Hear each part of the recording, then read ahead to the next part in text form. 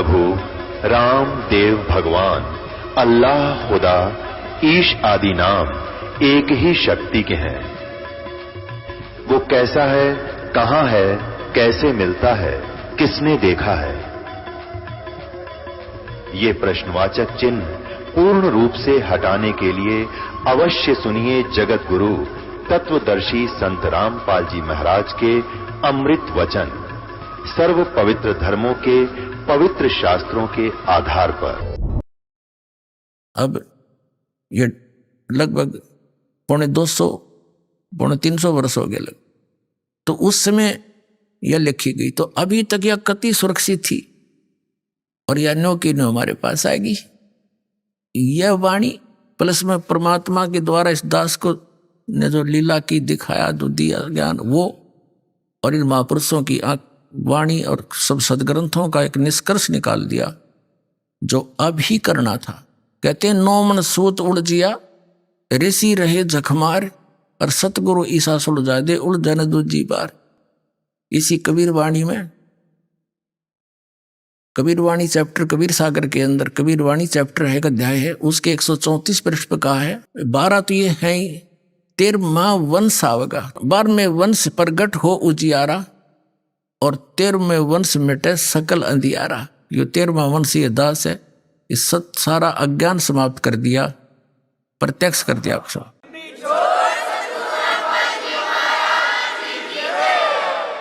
अब क्या हुआ कि वो गरीबदास साहिब जी की वाणी ने लिपिबद्ध करवा दी। गरीबदास साहिब जी प्रचार भी करा करते थे, लेकिन ये सतनाम नहीं देते थे किसी को। स्ट्रिक्ट ऑर्डर था, सख्त हिदायत थी परमात्मा की कि धर्मदास मेरी लाख दुहाई, ये सार नाम की दबार ना जाए। सतनाम और सार नाम, ये मूल ज्ञान बार जो पढ़ी, ये बिचली पीढ़ी हंस नहीं तरी। आप उस बिचली पीढ़ी के बच्चे हो, हंस हो, अच्छी आत्मा हो, जो आपके लिए ये खजाना सुरक्षित रखा था।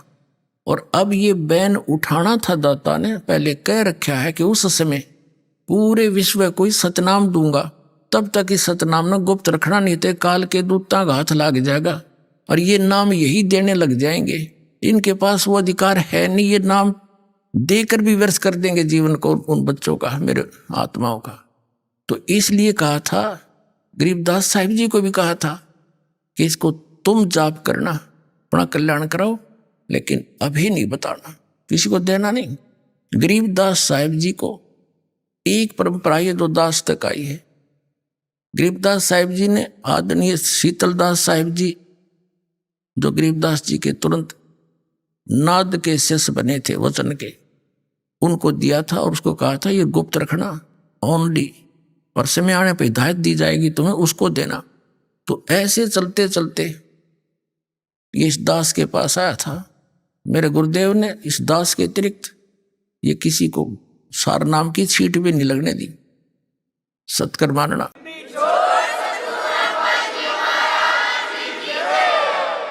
जैसे काल ने चाल चली है, तो परमात्मा ने भी इसकी चाल को ऐसे ही काटा है।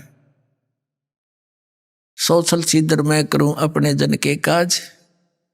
तो प्रसंग जो दास आपको क्लियर करना चाह रहा था, वो अब प्रारंभ होगा।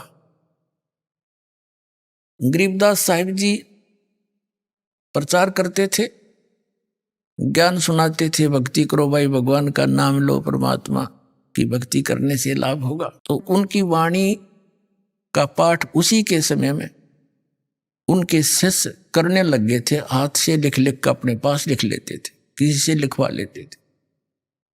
जैसे मंगलाचरण और ब्रह्म वेदी जो आप प्रतिदिन नित्य नियम में करते हो, तो एक गरीबदास साहिब जी का चेला शिष्य पंजाब के अंदर चला गया। लुधियाना के पास एक वासियर गांव है, लुधियाना से थोड़ी दूरी पर है, 8-10 किलोमीटर।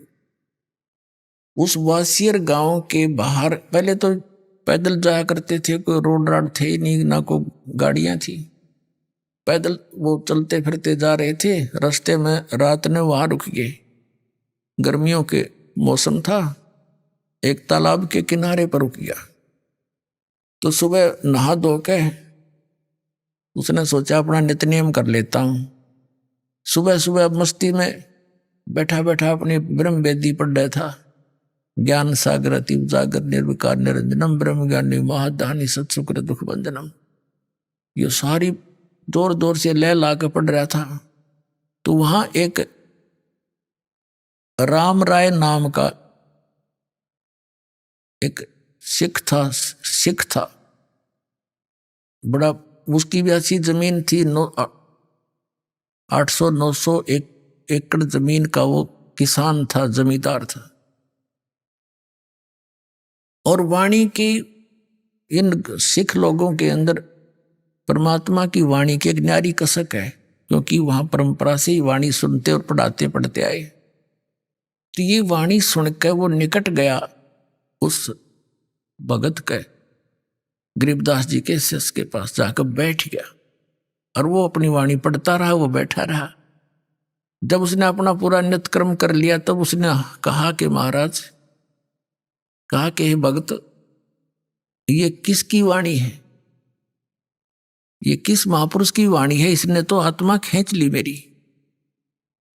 तो उन्होंने बताया कि ये मेरे पूज्य गुरुदेव गरीबदास साहिब जी की वाणी है। उन्होंने पूछा, उस राम राय ने पूछा कि क्या वो संत अभी भी शरीर में है? तो भगत ने बताया कि जी हाँ, अभी शरीर में है। और वहां छुडानी गांव है एक, रोहतक के पास। उसने सारा एड्रेस नोट कर लिया, गांव छुडानी, नाम गरीबदास, ऐसे ऐसे उनके पिता का भी नाम नोट कर लिया। और वैसे तो पता है संत साधु एक ही होते हैं, संत गांव में एक आधा वेल नोन होते हैं, फिर भी वो वहां से चला। अब दर्शन करने चाहिए ऐसे महापुरुष के जो इतनी अमृतवाणी बोली है जिन्होंने। तो वहां गए, जाकर देखा, पूछा भाई छुडानी गांव पूछा, उस नाम गरीबदास जी महाराज से मिलना है। तो क्या करें, घर का जोगी जोगड़ा और बाहर का योगी सिद्ध। तो गांव में इतनी कदर नहीं थी उस महापुरुष, क्योंकि लाल की परख करनी थोड़ी हुआ करें। बाहर के कुछ लोग व्यक्ति 2-4-10 आसपास के गांवों के शेष हुए थे। और उस समय कोई विशेष काम किसानों को होता नहीं था। वर्षा होगी तो काम पाया, नहीं तो खाली रहते थे। तो वहां आ बैठते थे वह। अब गरीबदास जी के जो नाना जी थे वो बहुत बड़े पैसे वाले व्यक्ति थे। उन्होंने एक मकान सा बना रखा था जिसको नौरा बोला कर देसी भाषा में। उसमें आगे चबूतरे से होते थे, बीच में एक अच्छा छपा हुआ आंगन सा होता है। तो वहां कुछ भक्त बैठे थे। उसने जाकर के राम राय ने पूछा कि भाई गरीबदास, गांव वाले ने बता दिया कि सामने चला जा भाई, वहां है। उनसे पूछा कि भाई गरीबदास जी से मिलना, महाराज जी से मिलना, वो कहाँ है? अब वहां बैठे भक्त तो भी इंतजार कर रहे थे, कहाँ गए। उन्होंने पूछ लिया था गांव वाले से, घर वालों से, कि खेतों में गए हैं। और वो प्रतिदिन जाते हैं खेतों में और आ जाते हैं 10 बजे तक, 8-9 बजे तक, गर्मियों का सीजन। तो उसने सोचा राम राय ने कि इतनी दूर आ गया मैं, 200 किलोमीटर है, और संत के दर्शन करके पानी पीऊंगा। वो कह रहे थे आओ भोजन पालो, चाह पानी पियो, दूध पियो, बैठो। मैं बोला ना, वो है कहाँ, मैं दर्शन करूंगा। तो उन्होंने बता दिया जी इधर उनके खेत हैं, खेतों में सैर सपट्टे को जाते सुबह सुबह, और कब आएंगे क्या पता, संत है, आओ तभी आ जाना, टाइम भी लग जा, उनकी तो मौज है। तो उसने सोचा भी इधर संकेत कर रहे हैं, रास्ता बता रहे हैं, वहीं मिलूंगा। बताया वहाँ खेत है उनका, झोंपड़ी डली है उसके ऊपर ही रास्ते पर। वो चल पड़ा कि वहीं दर्शन करूंगा महात्मा के, इसी महापुरुष के दर्शन। कहते हैं साधु दर्शन राम का, मुख पर बसे सुहाग, और दर्श उन्हीं को होते हैं जिनके पूर्ण भाग। कबीर दर्शन राम का, साहिब आवे याद, लेखे में वाए गड़ी, बाकी का समय बर्बाद। तो संत की महिमा से जो परिचित होते हैं वही महापुरुषों की कदर किया करते हैं। वो चल पड़ा। उधर से गरीबदास जी किसान थे, खेतों में सैर सपट्टे को घूमने जाते थे, और पशुओं के लिए चारा काट के और ज्वार वगैरह अपने सिर पर ऐसे रख के लाते थे। बरोटा कहते हैं हमारी तरफ। वो चारे का बंडल सा ज्वार का सिर पहले आने लग रहे बरोटा। और वहां की वेशभूषा धोती कुर्ता जो उसमें होती थी, किसान हरियाणा की वेशभूषा उसमें रहते थे। किसान थे, बाल बच्चेदार थे। तो उस राम राय ने सोचा इस किसान से पूछ लो महाराज जी के बारे में। उसने कहा भाई डटिए, रुकना। गरीबदास जी खड़े हो गए कि मैंने महाराज जी से मिलना, गरीबदास जी से। उनका यहाँ खेत कांसी है, मैं बहुत दूर से आया हूं पंजाब से, उनसे मिलना बहुत जरूरी है मैंने। अब गरीबदास जी तो अंतर्यामी थे। उन्होंने सोचा यदि मैं न्यू कहूंगा इसने कि मैं हूं भाई गरीबदास, बोल क्या कहेगा, क्या बात है, तो ये यहीं से वापस हो लेगा, मेरी एक नहीं सुनेगा।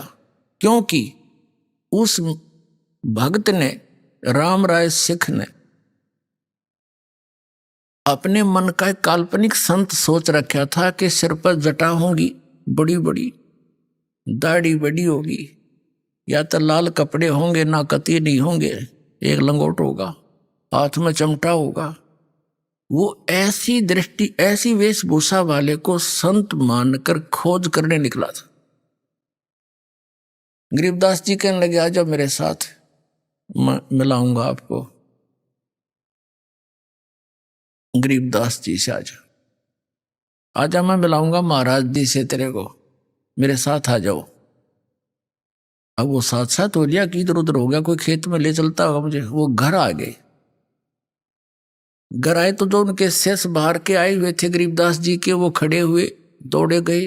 गरीबदास जी ने जो सिर पे रखा हुआ था पशुओं का चारा, ज्वार का बरोटा, वो किसी ने वो उठाया पकड़ा, किसी ने दंडवत प्रणाम किए।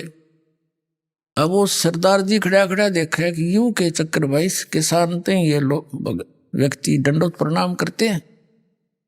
उन्होंने सोचा ये किसान होगा, जमीन अच्छी होगी, ये मजदूर होंगे इसके, इसलिए इसकी सरता कर रहे हैं। उनसे पूछा भाई ये कौन है? उन्होंने कहा ये तो है गरीबदास जी, वो उनके चेले चाले थे। फिर वो चले गए। अब गरीबदास जी वहां पे गए, भगत को कैसे सेट करना है, सोचल सिद्धर मैं करूं अपने जन के काज। गरीबदास जी ने कहा कि भाई नो करो। 3-4 भगत थे, किसी को कह दिया बैलों को पानी पिला लो, किसी को कह दिया ऊपर ले दूसरे स्थान पर, दूसरे घेर में पशुओं का चारा भेदो भाई तुम। एक से कहा पानी नहाऊंगा भाई, मेरी बाल्टी रख दे पानी की लाकर पाटड़े के पास। ऐसे देसी व्यवस्था से नहाते थे गांव में। तो उन्होंने सब अपना काम कर दिया, उनको इधर उधर भेज दिया। वो दोनों रह गए, आदरणीय गरीबदास साहिब जी और जिज्ञासु राम राय दास जी। उसके मन में उथल पुथल होगी कि देख कितना मूर्ख मैं, ना कोई पूरा जानकारी ली है, ये तो मेरे जैसा किसान जमींदार ये है। और किताब देख, खुदा पहाड़ निकली चुईया, वह भी मरी हुई। अपनी सोच से वो ऐसा सोच रहा था कि मैं तो गलत आ गया, ये महात्मा है, ये तो किसान आदमी है कि। अब गरीबदास जी जान रहे थे भगत का के समस्या आ गई है, उसको सेट भी करनी थी। उनको कहा कि बैठ जाओ भगत जी, सामने 4 पर संकेत कर दिया, वो बैठ गया। बैठे ही और कि अगर भूखा मेरा रोटी तो खाऊंगा, और नहीं तो ये सोच कर बैठ गया, फिर चलेंगे, बात तो बिगड़े गई। अब वो नहा रहे थे, गरीबदास जी स्नान करके, और धोती, पहले एक धोती होती थी, अब भी है गाँव में, जैसे भगत यहाँ मानते हैं धोती हमारे हरियाणा के, उसको धोती बोलते हैं। और उसी का एक हिस्सा होता है जिसको एज ए बेल्ट बांध लेते हैं, उसी के हिस्से को जुड़े जुड़ाए को ऐसे गोड़ गोड़ करके ऊपर का बांध लेते हैं। उसने हड़बंद बोल रहे, हड़बंद। गरीबदास जी जब नहा लिए, धोती लपेट ली, और वो धोती का शेष हिस्सा एज ए बेल्ट बांधना होता है, उससे कहने लगा ये झुमकरा। अब उसने गांव में भी झुमकरा कहा करते, किसको? उस राम राय को, क्योंकि वो ज्यादा संकी टाइप आदमी था, गांव में भी उसका नाम झुमकरा काट रखा था। और यहाँ भी वो अविश्वास सा करके उथल पुथल हो रहा था, झूम रहा था उसके दिमाग। और उसने गांव में भी झुमकरा का करते, और गरीबदास ने भी उसका नाम झुमकरा से पर संबोधित कर दिया। तो चौकन्ना होया कि भाई इसने मेरा झुमकरा नाम क्यों कर पाया। जैसे एक आदमी के दो दो नाम होया अगर गांव में विशेषकर। तो खड़ा हुआ, कहा करे झुमकरा एक बैदरा, मेरे हाथ का चोट लगी उंगली के वहां खेत में, और यू काम नहीं करती, मेरे या गांठ लगा दे, अड़बंद बांध दे, धोती की बेल्ट बांध दे मेरे। वो लगा ऐसे गांठ लगा के, अब जैसे उस धोती के शेष लास्ट वाले सिरे को ऐसे कर लेते हैं, ऐसे ऐसे कर कर उसको फिर न्यू बांध दिया कर चारों तरफ का ला के। अब वो न्यू लाकर गांठ लगाना चाहे, शरीर गांठ लगानी होती है, वो गांठ ऐसे शरीर के अंदर से निकला हो गरीबदास जी के वह धोती, और उस कपड़े का गांठ लग जा। और गरीबदास जी ने ध्यान दूसरी साइड में कर, उसने सोचा तेरा पर उल्टी साइड तो पकड़ा गया, गलत लग गया। उन्होंने फटाफट फिर खोला, दोबारा फिर ऐसे करके गांठ लाई और नो खींचा, फिर उस धोती गलाएगी। तीसरी बार फिर ऐसे ही किया। जब गरीबदास जी ने कहा अरे झुमकरा, मैं तो तेरे जैसा किसान हूं भाई, धोती क्यों ना बनती तेरे थे। न्यू देखा ऊपर ने, भाई मानस तक कौन यू सिंपल मैन नहीं है, शरीर दिखर शरीर के वहां गए धोती निकलने लग रही, बंदा थोड़ा ही। ऊपर को देखा तो वो राम राय जो है श्री विष्णु जी के पुजारी थे, उनको सुप्रीम पावर मान्या करते थे। अब ऊपर ने देखा तो गरीबदास जी का रूप विष्णु जी का रूप बन गया, शंख चक्र गदा और ऐसे सिर पर मुकुट। और यूं देखा वो, नो देख कर चरणों में पड़ गया, चरणों में गिर गया, कि महाराज बख्श दो, मैं तो गलती होगी। फिर एकदम वो उसी रूप में थे तो मालिक, यानी परमात्मा कबीर जी सारी लीला कर रहे थे उसके फड़क मिटाने के लिए। गरीबदास जी का रूप ऐसा दिखा दिया जिसके वो पुजारी थे, ताकि सेट होकर सुन लेंगे सारी राम कहानी हमारी। उसने फिर देखा तो फिर एज इट इज, फिर मन बदल गया। अब मेरा कोई भूल भुलैया होगी या मेरी अपनी ही कल्पना होगी। फिर भी कहने का इस चमत्कार को देखकर वो ठगा सा रह गया। उसने वहां से जाने की इच्छा व्यक्त नहीं करी। पहले उसको खाना खिलाया कि रोटी खा, फिर बतलावांगे बाद में, भोजन पा छक पहले भगवान का प्रसाद। फिर लगे कथा सुनाने।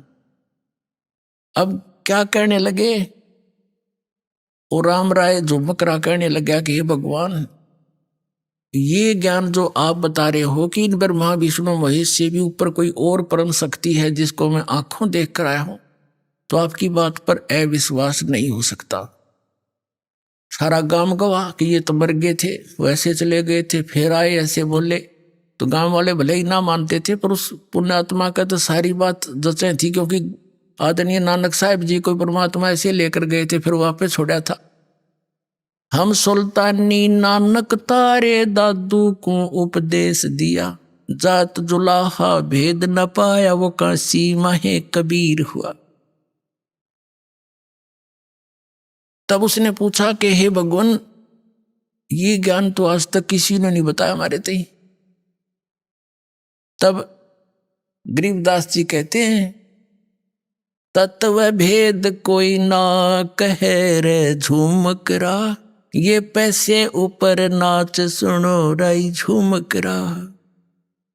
कोटों मध्य कोई नहीं रे झूमकरा, अरबों में कोई गर्क सुनो राई झूमकरा।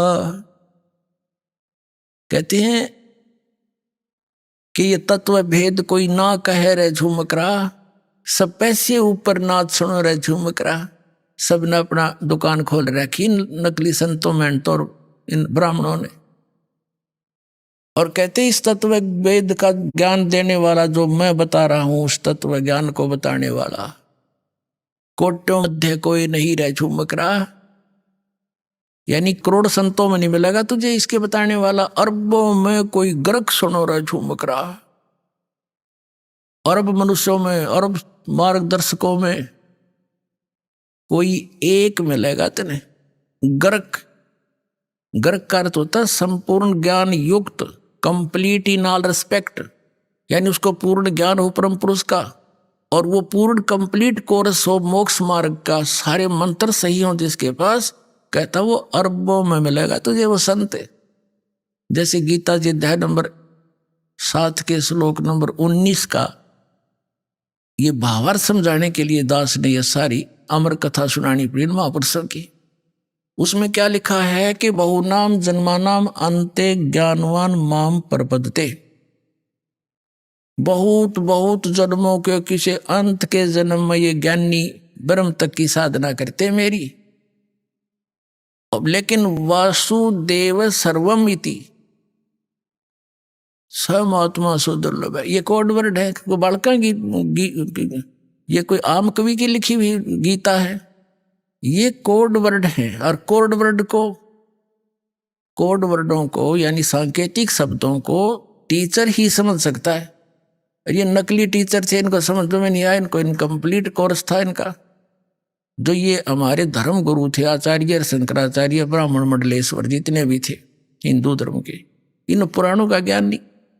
और तक भी गीता को तो समझेंगे कैसे, वो तो सिंपल ज्ञान था, उसमें स्पष्ट लिखा है इनका जन्म मृत्यु होता है, ब्रह्मा विष्णु महेश की माता पिता कौन है, ये आज तक नहीं समझ पाए। तो क्या बताया है कि वासुदेव सर्वमिति स महात्मा सुदुर्लभ है, ये बताने वाला कि वो वासुदेव यानी सर्वशक्तिमान, सबके ऊपर कंट्रोलर, यानी जिसकी सत्ता सबके ऊपर है, वो कुल धनी ही पूजा के योग्य है, वही मोक्षदायक है, वही पाप नाशक है, और वही सारे ब्रह्मांडों का सभी का जनक है, वो सभी आत्माओं का पिता है। केवल उसी की ही भक्ति करनी चाहिए, ये बताने वाला संत महात्मा तो बड़ी मुश्किल से मिलेगा अर्जुन। तो यहां गरीबदास जी भी वही कह रहे हैं, कोटों मध्य कोई नहीं रे झूमकरा, अरबों में कोई गर्क सुन रही झूमकरा, तत्व भेद कोई ना कहे रे झूमकरा, ये पैसे ऊपर नाच सुनो रही झूमकरा। एक समय गांव में एक ब्राह्मण कथा कर रहा था, और उसने 30 दिन के लिए कथा रख दी, 30 दिन कथा करूंगा। अब ठीक है, उद्देश्य क्या था उसका कि रोजाना दक्षिणा के 10-10 रुपये भी आओगे तो 300 रुपये हो जाएंगे। 300 रुपये तो उस टाइम के आज के 30 लाख के बराबर समझ लो। 250 वर्ष पहले 1 रुपये की भैंस आ जाया करती तो 80,000 की आती, 90,000 की। तो उसने इस उद्देश्य से कथा करनी शुरू कर दी 30 दिन तक। जिस दिन उसकी कथा का भोग पड़ना था, उसी गांव की चंडाल चौकड़ी ने सोचा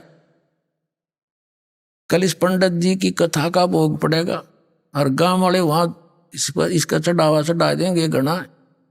और यो करा कि यो इसका नहीं चढ़ने देना ब्राह्मण गए, वो आकर गांव में सारे सब तरह के। उन्होंने क्या किया, उसी दिन सुबह सुबह जो भोग पड़ना था, दिल्ली से एक चंपाकली नाम की नाचने गाने वाली वो व्यवसायिक लड़की ले आई, और उन्होंने उसका सांग करा दिया। अब सारा गांव और इधर के उधर के लोग उस उड़ा पहुंच गए पंडित जी दौरा, वो घर घर के बैठे जिसका कथा करे था। अब पंडित जी कहता है 30 रुपये 30 दिन में, और चंपाकली के 2 घंटे में आगे 500 रुपये चांदी के वह लेकर जाती रही। और पंडित जी ने पता लगा, उसका तो सारा खून जल गया,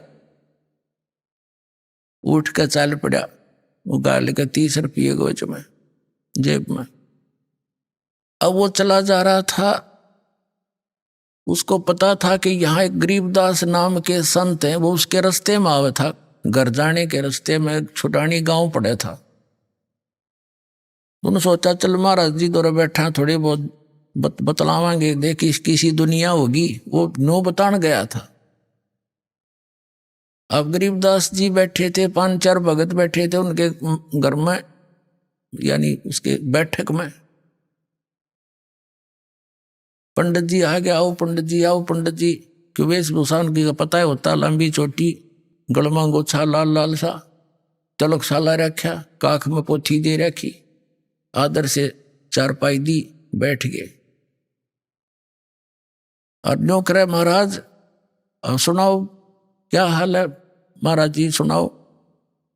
पंडित जी, गरीबदास जी बोले महाराज के बताओ, बस दुनिया का तो नाश जा लिया, या तो डूबेगी कति, हद होगी, फलान होगी। काफी देर ने बोलता रहा, पर न्यों ना बतावा कहानी के है।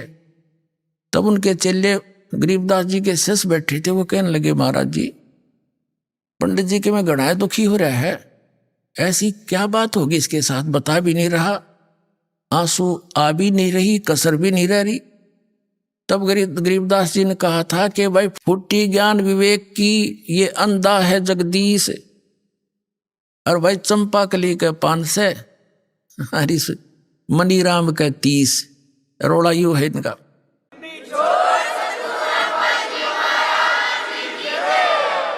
वो मनीराम पंडित जी था। अब उसने गरीबदास जी ने बता दिया कि भाई चंपाकली का तो 500 रुपये आ गए, और इस पंडित जी ने 30 दिन तक कथा करी, इसका 30 रुपये आए, यो उसका दुख मान रहा है। तब पंडित जी कहने लगे महाराज आपने क्यों कर पता लगा, कैसे पता लगा। गरीबदास जी बोले इस बात ने छोड़, मुझे कैसे पता चला, पर एक बात सुने, आप उस गांव के लोगों को और चंपाकली को उल्हाना दे रहे हो कि मैं उस वहां ऐसा कर दिया, वहां पैसे के लूट लेगी, और तू क्या कर रहा था वहां पर, आप किस उद्देश्य से कथा कर रहे थे। कथा सत्संग 1 दिन कर ले, 2 दिन कर ले, 4 दिन कर ले, तेरा उद्देश्य क्या था आप बताओ सच्ची आत्मा से।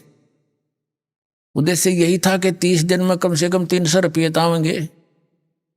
एक बात बता पंडित जी, गरीबदास साहब बताने लगे उनका, जिस समय राजा परीक्षित को 7वें दिन सर्प ने डसना था,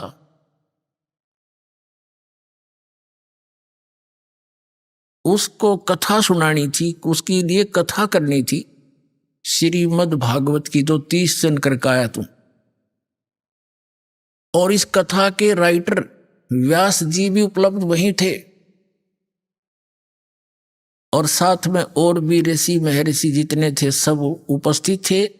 एक मीटिंग हुई थी कि भी इनको श्रीमद् भागवत सुधा सागर की 7 दिन तक कथा सुनाई जाए, ताकि इसका मन संसार से हटकर भगवान में जुड़ जा। 7वें दिन इसको डसना तो है ही, मरना तो है ही। तो ऐसी स्थिति में इंसान ध्यान से सुना करे सारी राम कहानी को। अब उस समय 7वें दिन परिणाम आना था कि कथा कोई वो करे जो अधिकारी हो। अनधिकारी ने कथा की तो इसको कोई लाभ नहीं होगा, इसका जीवन नाश हो जाएगा। तो उस समय किसी ऋषि ब्राह्मण ने हिम्मत नहीं करी वह कथा सुनाने की, इस पृथ्वी के ऊपर जितने भी थे, क्योंकि 7वें दिन परिणाम आना था, उनकी पोल खोलनी थी। ये किसी कथावाचक हैं। तब कहते हैं स्वर्ग से सुखदेव ऋषि को बुलाया गया, जो व्यास का पुत्र था। पांडवों ने उसको प्रार्थना करके नीचे भेजा, और राजा परीक्षित के पुनों से वो विमान में बैठ कर आया। सुखदेव ऋषि स्वर्ग से विमान में बैठ कर आया और 7 दिन कथा सुनाई। 7 दिन कथा सुना के उस अधिकारी से कथा श्रवण करने से उस जो लाभ होना था इस श्रीमद् भागवत सुधा सागर से, वो भी सुखदेव के द्वारा सुनाएगी, कथा कीगी उस कथा से। वह तुम्हारे जैसों से नहीं हो सकता था। क्या लाभ हुआ कि उसकी वृत्ति यहां से हट गई, और जो पुण्य उसने अपने जीवन में उस जब तक किए थे उनके आधार से उस विश्व उसके साथ, शरीर तो यहीं रह गया उसका, सुखदेव के साथ वो स्वर्ग में चला गया। और इतना भी काम तुम कोई वो ऋषि नहीं कर सके, आपके जितने भी ब्राह्मण थे। और तुम इब का आंख में पोती दे के कोई खड़ा हो जाता है, मैं कथा कर दूंगा, तुम इनका जीवन नाश कर रहे हो, तुम अधिकारी हो। अब कान पकड़ दिया उस पंडित जी ने, नाक रगड़ दिया परमात्मा के सामने चरणों में कि भगवान मेरी आंख खोल दिया आपने, दीक्षा दे दो, मेरा कल्याण कर दो। अब तो कहते हैं 100 छल सीधर मैं करूं अपने जन के काज। तब उसको उपदेश दिया, कहा इस गंध न मत खा, छोड़ दे, यह कथा करनी पाप का भागी है, अनधिकारी। अब कोई झूठे लाइसेंस बनाता है, कोई डुप्लीकेट पासपोर्ट बनाता है झूठे, तो कितना अपराधी है वो। तो इसी प्रकार हमने जाना सतलोक ये नकली सब संत बने बैठे, मैं भी नाम दे दूं, मैं भी नाम दे दूं, मैं भी कथा कर दूं, पाठ कर देता हूं। ये टोटली नकली है। इस विश्व में इस दास के अतिरिक्त कोई भी अधिकारी नहीं आज भगवान के ज्ञान बताने का और नाम देने का।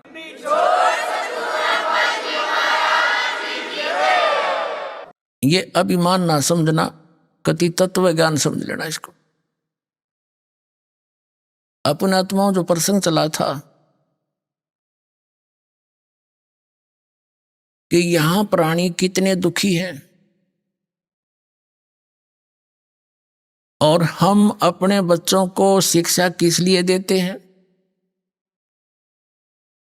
कि ये पढ़कर शिक्षा से हम की महिमा से परिचित हुए, तो आज उस सत्र का लाभ हमारे बच्चे प्राप्त कर रहे हैं। अब ठीक इसी प्रकार जिस समय श्रीमद् भगवत गीता अध्याय नंबर 7 के श्लोक नंबर 29 में क्या कहा है कि अर्जुन जरा मरण मोक्षाय माम आश्रित यतन्ति ये ते ब्रह्म तत्विदु कर्षणम अध्यात्म च कर्मम अखिलम। वो क्या कहता है गीता ज्ञानदाता कि मेरे इस ज्ञान का आश्रय करके कि तत्वदर्शी संत की खोज करो, और वो तत्वदर्शी संत उस ज्ञान को, उस तत्व ज्ञान को बताएगा जो परमात्मा ने स्वयं आकर वो वाणी बोली है। तो उस तत्वदर्शी संत से मिलने के पश्चात जो जरा और मरण से यानी वृद्ध अवस्था और मृत्यु से छूटने का मोक्ष के लिए यानी इससे बचने के लिए यानी पूर्ण मोक्ष प्राप्ति करने के लिए जो प्रयत्न करते हैं, ते ब्रह्म तत्व विदु, वे उस तत्ब्रह्म को और कृष्णम अध्यात्म अखिलम च कर्मम, वो सारे अध्यात्म को और सभी कर्मों से परिचित है। अपने आत्माओं दास आपको वो अमर कथा सुना करके उस सतलोक की यथा सतिथि बता करके और कई महापुरुषों के प्रमाण दे करके यह सिद्ध करना चाहता है कि आपका हृदय यहां से हटे। ये लोग ठीक नहीं, यहां आप रह नहीं सकते से कितना कोशिश कर लेना। एक व्यक्ति कह रहा था मेरा लड़का बीमार हो गया, 3.5 लाख रुपया लगाए, दोनों गुर्दे खराब हो गए, जान बच गई, खुशी बनाई, विवाह रख दिया। विवाह से 2 दिन पहले बस एक्सीडेंट में मर गया। बता, जिसके लिए सारे पाप कट्ठे कर्म कट्ठे करे थे, धन जोड़ा था, वो धन भी गया और पुत्र भी गया, और आप भी 92 हो गया मरना। तो इसी गंदे लोक में और आप कति खुश हुए बैठे हो, यहीं पर स्थिर हुए बैठे हो। ये लोक रहने का नहीं है। अब तक ना ज्ञान था, मजबूरी थी, कोई बतानिया नहीं था, बताओ थे नकली थे, सट्टे मारे थे, इनके पास समाधान नहीं था। तो अब आपने कमर कसनी पड़ेगी। ठीक है, जब तक आप यहाँ रहोगे आपके साथ परमात्मा रहेगा, आपका आंच नहीं आने देगा, तो सच्चे दिल से इसकी शरण में रहोगे। तो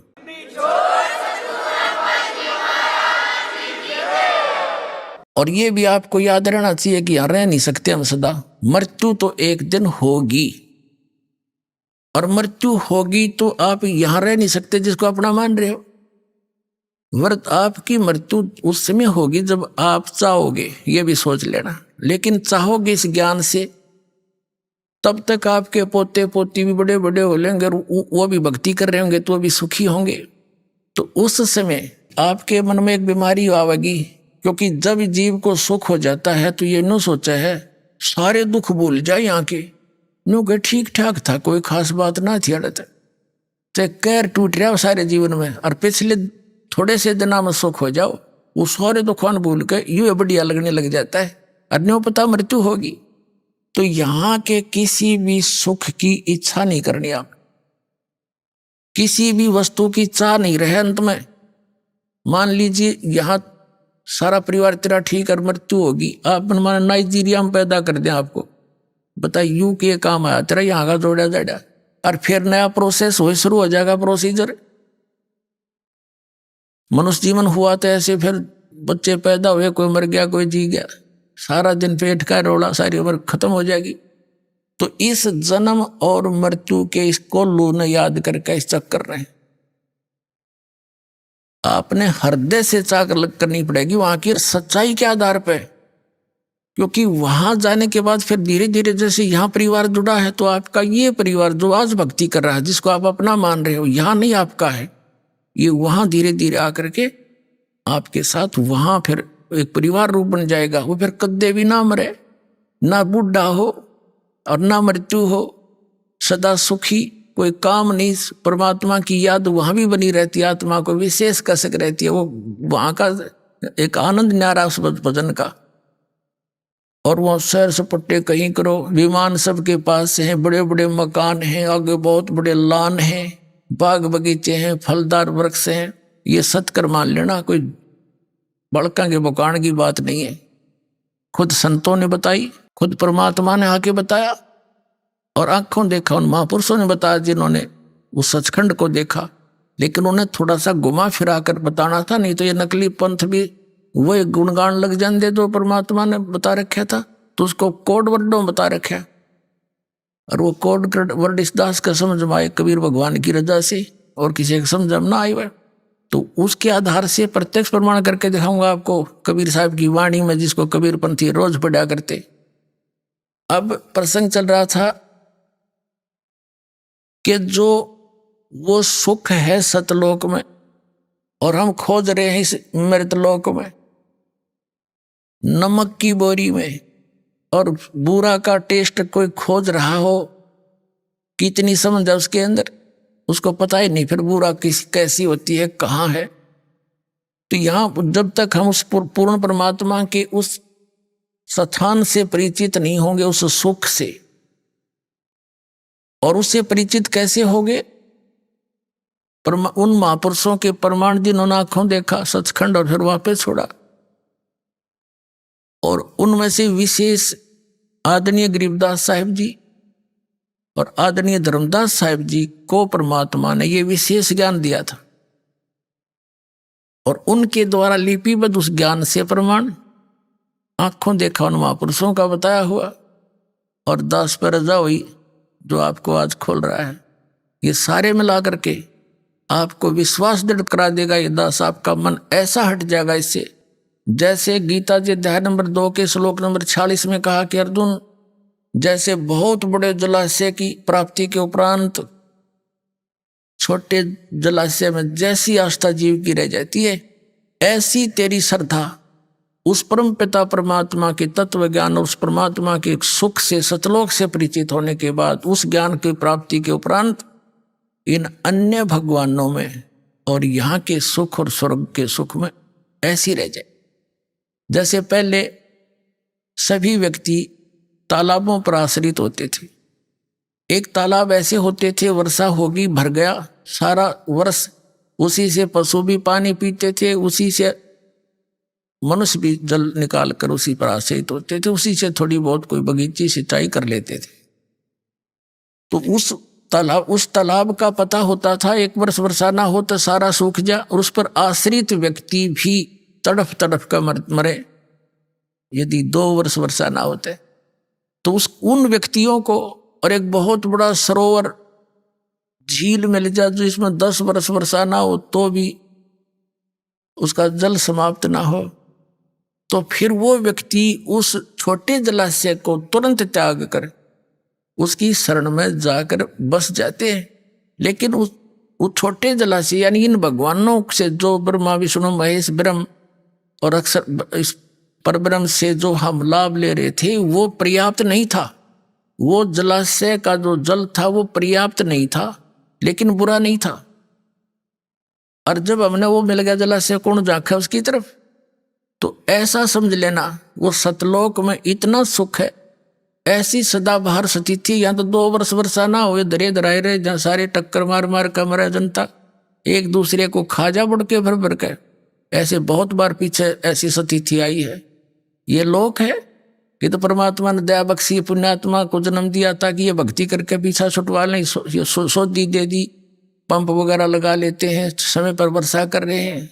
ये वैसे नहीं हो रही है। अब जितने भी मानव शरीर प्राणी हैं ये बहुत पुण्यकर्मी प्राणी हैं, लेकिन दुर्भाग्य उनका जो ये पहचान नहीं पा रहे इस दास के द्वारा दिए गए इस ज्ञान को, और वो वंचित इस मार्ग से। तो लेकिन परमात्मा का वचन है कि कलयुग में ये ज्ञान पूरे विश्व में जाएगा और पूरा विश्व इस ज्ञान को ग्रहण करेगा। एक बार ऐसी शांति आवेगी जैसे सतयुग में होया करे, क्योंकि यहाँ की इस बीमारी का पता चलेगा यू रोग है क्या, ये माया किस लिए जोड़ रहे हैं। सारा जीवन इस कोठी बंगले बनाने में खो देते हैं, हमारी मृत्यु हो जाती है, हम गधे बने हैं और कोठी नो खड़ी है। बता कोई जीवन था हमारा? तो इस मालिक की शरण में आपको सुख भी मिलेगा। जो इस कलयुग में जो मिलने वाला सुख है वो तो आपको देगा ही देगा। इस कलयुग में जो आपको आवश्यक वस्तु होंगी अवश्य देगा भगवान। जो आपको इस कलयुग में देख ले, टेलीफोन और ये मोबाइल और ये टेलीविजन, इंटरनेट और ये गाड़ियां, इनकी आवश्यकता किस लिए? इसकी आवश्यकता अब हमें इसलिए होगी कि हम भगवान की वचन सुना करेंगे।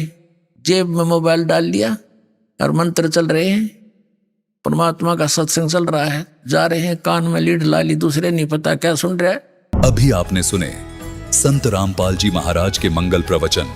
आइए अब सुनते हैं संत रामपाल जी महाराज से नाम दीक्षा लेकर सतभक्ति करके अद्भुत लाभ प्राप्त करने वाले अनुयायी के विचार। दर्शकों, टेंशन और डिप्रेशन ऐसी समस्याएं हैं जो आजकल हर वर्ग के लोगों को अपना शिकार बनाती जा रही हैं। इनसे छुटकारा पाने और शांति का अनुभव प्राप्त करने के लिए लोग विभिन्न तरीके अपनाते हैं, लेकिन वास्तविक सुख शांति से अभी भी कोसों दूर है। आज हम आपको एक ऐसी ही शख्सियत की आपबीती से रूबरू करवाने जा रहे हैं जो इन सभी परेशानियों से बाहर उभर कर आ चुकी हैं। ये हैं अलीगढ़, उत्तर प्रदेश की खुशबू जी, जो डिप्रेशन के जाल में बुरी तरह फंसी हुई थी। हालात इतने खराब हो चुके थे कि इन्हें खुद की भी सुध नहीं रहती थी और इनके परिवार पर भी दुखों का पहाड़ टूटा हुआ था। लेकिन फिर अचानक 2013 में खुशबू जी को एक ऐसा शांतिदायक मार्ग मिला जिसे अपनाने के बाद इन्होंने डिप्रेशन जैसी समस्या से पूरी तरह छुटकारा पा लिया है। आपको बता दें, खुशबू जी को यह शांति स्वरूप परमेश्वर कबीर साहिब जी की शरण में मिली, जिसे वर्तमान समय में संत रामपाल जी महाराज जी बता रहे हैं। उनसे नाम उपदेश लेने के बाद खुशबू जी के साथ और भी अनेकों चमत्कार हुए हैं, जिससे आज वह एक शांतिपूर्ण जीवन व्यतीत कर रही है। आइए अब सुनते हैं खुशबू जी की यह प्रेरक कहानी, उनकी अपनी जुबानी। नमस्कार जी। सत साहिब। क्या नाम है जी आपका? खुशबू सिंह। खुशबू जी आप कहाँ से हैं? यूपी, अलीगढ़, उत्तर प्रदेश से जी। संत रामपाल जी महाराज से नाम दीक्षा आपने कब ली? 2013 में। संत रामपाल जी महाराज से नाम दीक्षा लेने से पहले क्या आप कोई भक्ति साधना भी करती थी? हाँ जी, हमने गुरमित राम रहीम से नाम ले रखा था और उन्हीं की भक्ति करते थे, और बाकी जितने सब भी देवी देवता हैं उनकी भी भक्ति हम करते थे। लेकिन वहाँ जाने के बाद हमें कोई लाभ नहीं था। वहाँ पे भक्ति करते करते भी मतलब मैं डिप्रेशन में चली गई। हमारी गृह कलेश भी होती थी। मेरे पापा जो हैं वो नशा करते थे और घर में काफ़ी ही दिक्कतें हुई थी। तो फिर आप संत रामपाल जी महाराज की शरण में कैसे आईं?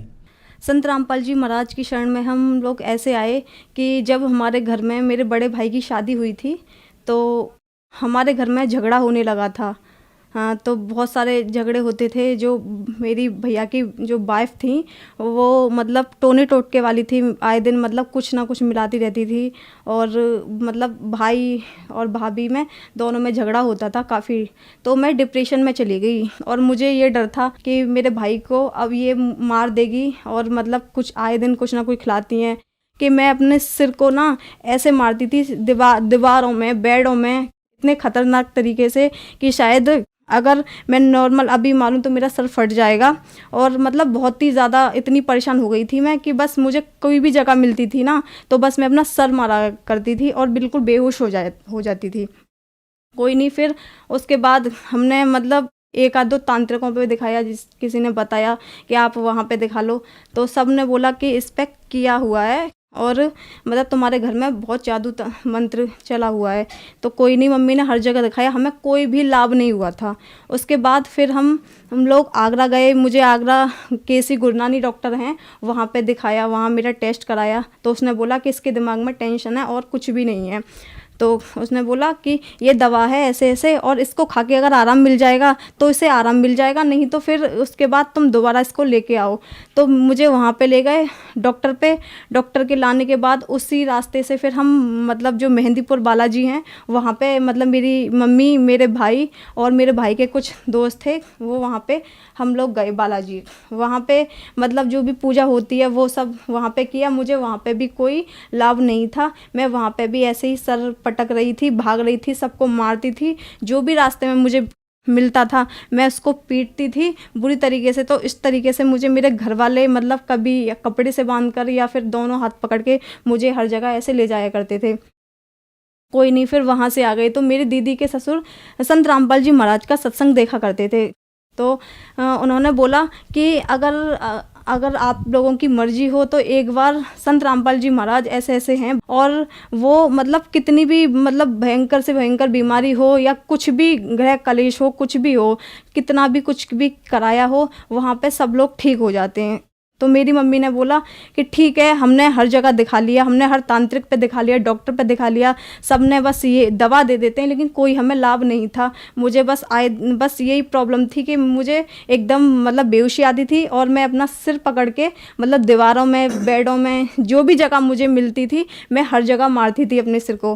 कोई बात नहीं, फिर उसके बाद मेरी मम्मी ने प्लान बना लिया कि अब मुझे कुछ नहीं सुनना और क्या कहते हैं ऐसे तो बहुत ज़्यादा परेशानी हो जाएगी और क्या कहते हैं हम लोग संत रामपाल जी महाराज के मतलब जाएंगे आश्रम में और वहाँ से नाम उपदेश लेंगे। तो भी हम मतलब बोल दिया था मम्मी ने, लेकिन फिर भी नहीं जा पाए। हमने बाद में बोल दिया, मेरा भाई बोला ठीक है चलेंगे, लेकिन हम लोग नहीं जा पाए।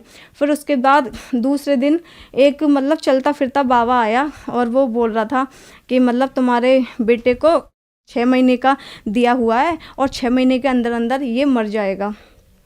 कोई बात नहीं, ये बात मैं सुन रही थी, मुझे होश आता था और इसी बात को सोचते सोचते मैं एकदम मतलब बहुत ज़्यादा परेशान हो गई, बहुत ज़्यादा, इतना कि मेरा दिमाग मुझे खुद नहीं मालूम कि उस टाइम पर कहाँ चला गया। कोई बात नहीं, हम नहीं गए। फिर हमने उस बाबा से पूजा कराई अपने घर में और मतलब जो भी उसने बताया वो सब किया। भैया का कॉल आया, आपने कुछ घर में कराया है? कि हाँ कराया, कि मुझे परेशानी हो रही है बहुत ज़्यादा। तो मेरी मम्मी बोली कि अच्छा ठीक है भाई। तो मेरी मम्मी ने उनको बोला कोई भी नहीं, और ज़्यादा हम इतने गिर गए थे कि हमें सिर्फ, मैं तो उस टाइम पे ये सोचती थी कि हम तो या तो मर जाएं या फिर मतलब भगवान हमारा ये सब मतलब जो कष्ट है वो मतलब दूर कर दे। जो राम रहीम थे उनके सत्संग में जाते थे, मैंने लेटर लिखा था, मैंने कहा मेरे लेटर को कोई वहाँ तक पहुँचा दे, लेकिन कोई भी पहुँचाने वाला नहीं था। मैंने मतलब साईं बाबा को मैं ज़्यादा मानती थी, मैंने वहाँ भी प्रार्थना की लेकिन कोई भी लाभ नहीं था। जितने भी देवता सबसे मैंने वो संकल्प किया, भगवान मतलब मेरा जो दुख है वो कैसे भी आप दूर कर दो, कुछ भी नहीं हुआ। फिर उसके बाद एक और तांत्रिक हैं, हम दूसरे दिन वहाँ पे किसने बताया तो उनके पास भी गए। उन्होंने बोला कि इसको टोने दिए गए हैं और 2 घुल चुके हैं और अभी 4 बाकी हैं। तो मुझे और टेंशन हो गई, मुझे हर जगह दिखाया, कुछ भी लाभ नहीं हुआ। उस दिन फिर मेरी मम्मी बोली कि अब हमें कहीं नहीं जाना, हमें संत रामपाल जी महाराज के आश्रम में जाना है और मुझे कुछ भी दिखाई नहीं दे रहा, मुझे पता है अब कोई भी नहीं है, अब वहीं लास्ट चांस है और वहीं पे हम जाएंगे। तो हम उसी रात को हम, मेरा भाई, मेरी मम्मी, हम निकल गए। हम लोग दिल्ली पहुँचे। मेरी दीदी सुल्तानपुरी में रहती है, तो उनके घर पे गए। फिर दूसरे दिन उनके सास ससुर हमारे साथ आश्रम में गए। वहाँ से संत रामपाल जी महाराज का हमने नाम उपदेश लिया। खुशबू जी, संत रामपाल जी महाराज से नाम दीक्षा लेने के बाद क्या आपको लाभ भी प्राप्त हुए? हाँ जी, सबसे पहला लाभ तो मेरा ये था कि आध्यात्मिक लाभ हुआ मुझे। फिर दूसरा लाभ, जो मेरी मतलब परेशानी थी, जैसे मैं पागल हो गई थी, सबको मारती थी, पीटती थी, किसी को भी सिर अपने दीवार में मारा करती थी बहुत खतरनाक तरीके से। तो मैंने जैसे ही संत रामपाल जी महाराज से नाम उपदेश लिया, उस दिन के बाद मतलब मैंने सबको मारना पीटना बंद कर दिया। फिर 1 महीने बाद मेरा भाई, मेरी सामने मतलब आंटी रहती हैं वो, और मेरी मम्मी और हम लोग गए संत रामपाल जी महाराज के आश्रम में। तो वहाँ पे आशीर्वाद मतलब दे रहे थे संत रामपाल जी महाराज। तो जैसे ही संत रामपाल जी महाराज ने मेरे सिर पे हाथ रखा, तो मतलब मुझे उस टाइम पे ऐसा लगा था जैसे मेरे शरीर में से कुछ निकल के गया है। मतलब एकदम हल्का सा और बहुत ही ज़्यादा, मतलब मैं ऐसा फील कर रही थी कि अब तो मैं बिल्कुल ठीक हो गई। तो फिर जैसे मैं मतलब मेरी मम्मी मुझे देख रही थी, मैंने बोला कि मैंने तो संत रामपाल जी महाराज से आशीर्वाद ले लिया। मेरा जिस टाइम पे मैंने आशीर्वाद लिया था, उस टाइम पे मेरा चेहरा मतलब टेढ़ा था। गुरुजी ने मेरे सिर पे जैसे ही हाथ रखा, वैसे ही मेरा जो मतलब फेस था वो ठीक हो गया, और मुझे मतलब लगा कि हाँ अब मैं ठीक हूँ। फिर मैं अपनी मम्मी के पास गई, तो मम्मी ने बोला आशीर्वाद मिल गया? कि हाँ जी मिल गया। तो उस दिन के बाद मैं आज तक ठीक हूँ संत रामपाल जी महाराज की दया से। संत रामपाल जी महाराज की दया से फिर मुझे एक और लाभ हुआ कि मुझे थायराइड हुआ था। 15 दिन तक मेरी दवा चली, मुझे कोई भी आराम नहीं था, कुछ भी आराम ही नहीं हो रहा था। मैं दवा तो खा रही थी, लेकिन मुझे डर था पता नहीं क्या हो गया, मेरे को कोई आराम नहीं मिल रहा। उसके बाद 15 दिन बाद, जब 16वें दिन मैं अपने चाचा के बेटे के लिए हॉस्पिटल लेके गई, मम्मी भी मेरे साथ थी, तो डॉक्टर ने बोला कि आपको एडमिट होना पड़ेगा। तो मैं डर गई, मैंने कहा एडमिट होना पड़ेगा, मेरे तो एग्ज़ाम है, मैं एडमिट नहीं हो पाऊँगी। कि आप एडमिट उसकी बात कर रहे हो एग्ज़ाम की, आपकी जान खतरे में, आपकी बीमारी पता नहीं चल रही और आपका वेट लेस होता जा रहा है। मेरे में उस टाइम पे 27 kg वेट था। तो डॉक्टर ने बोला आपको एडमिट होना ही है। मैंने कहा ठीक है, मैं अपने भाई से बात करती हूँ अभी। तो मैंने अपने भाई से बात की बाहर आके, भाई ऐसे ऐसे बोला है डॉक्टर ने एडमिट की, कि ठीक है हो जा। मैंने मम्मी को मना कर दी, मैं एडमिट नहीं होंगी, मुझे घर ले चलो।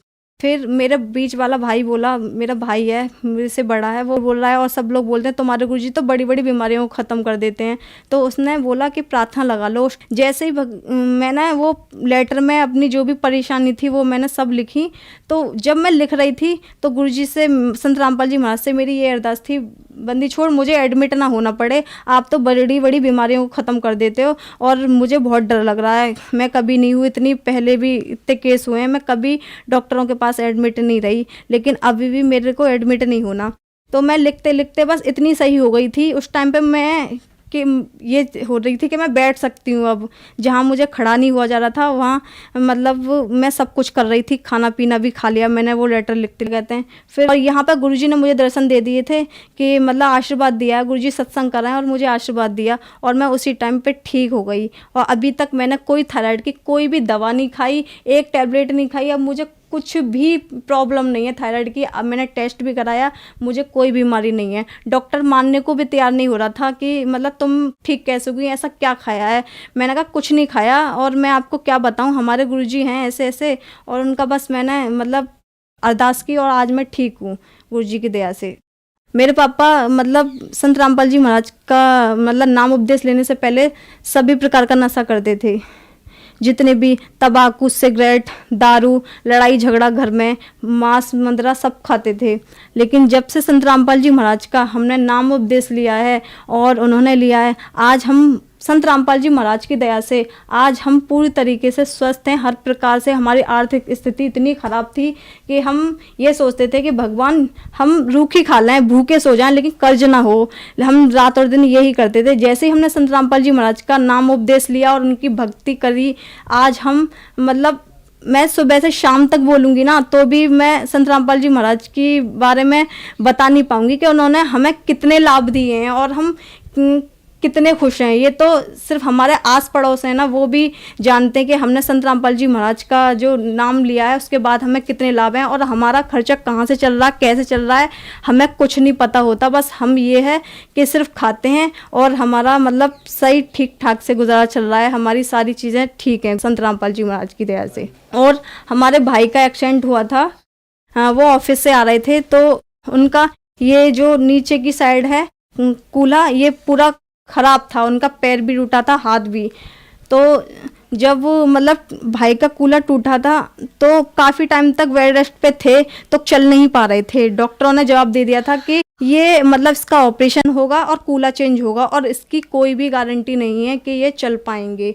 तो मेरा भाई वहाँ से आया, बोला कि मम्मी मुझे ऐसे से बोला है। तो मम्मी ने बोली गुरुजी हैं हमारे करने वाले और संत रामपाल जी महाराज, और वो तो अंधों को आँख देते हैं, मतलब सब चीज़ वो करने वाले हैं। तू दंडवत प्रणाम कर और गुरुजी से अरदास कर। छोटे भाई ने अरदास करी कि गुरुजी हम ऐसे ऐसे बोला है।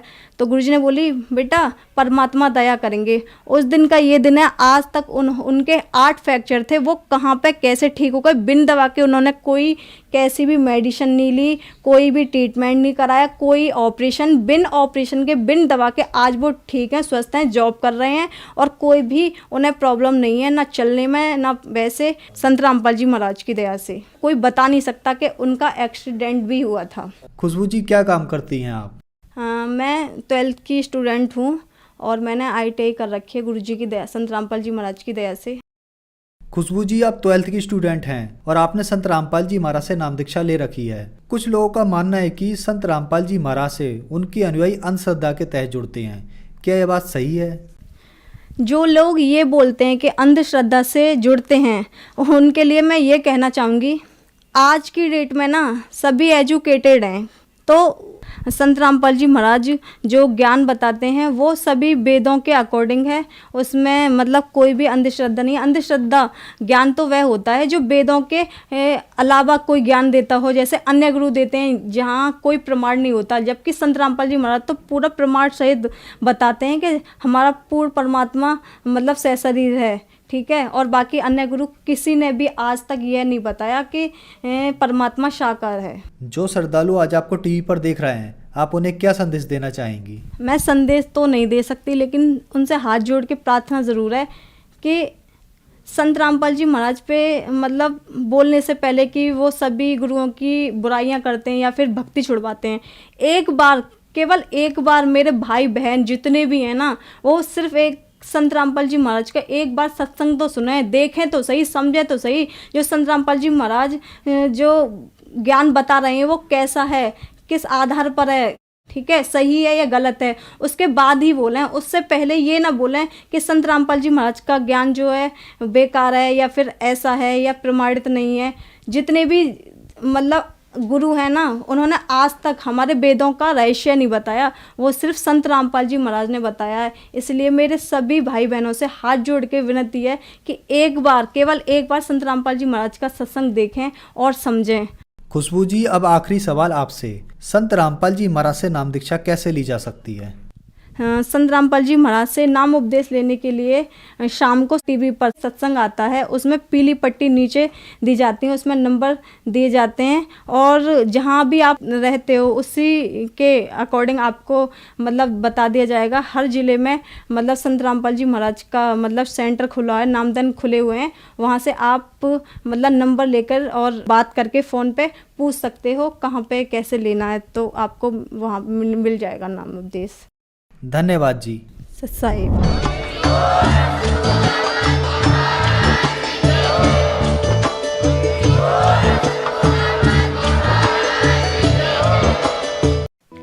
आप सुन रहे थे जगत गुरु तत्वदर्शी संत रामपाल जी महाराज के मंगल प्रवचन।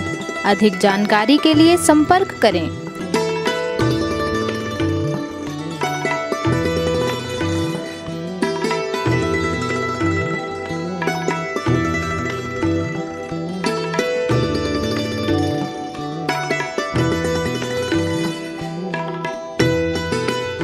जगत गुरु तत्वदर्शी तत्वदर्शी संत रामपाल जी महाराज जी के पावन सानिध्य में भक्ति की अलख जगाने तथा श्रद्धालुओं को सत्य भक्ति मार्ग का रास्ता दिखाने हेतु कनाडा के लोकप्रिय channel the TV NRI channel पर जगत गुरु तत्वदर्शी संत रामपाल जी महाराज जी के मंगल प्रवचनों का प्रसारण प्रतिदिन सुबह 7:30 बजे से 8:30 बजे तक तथा रात्रि 7:30 बजे से 8:30 बजे तक किया जा रहा है। इस सत्य भक्ति मार्ग को अपनाने के लिए अधिक से अधिक सत्संग प्रसारण देखें। इस सत्संग प्रवचन का सीधा प्रसारण संत रामपाल जी महाराज लाइव सत्संग YouTube चैनल और जगत गुरु संत रामपाल जी महाराज Facebook पेज पर भी देख सकते हैं।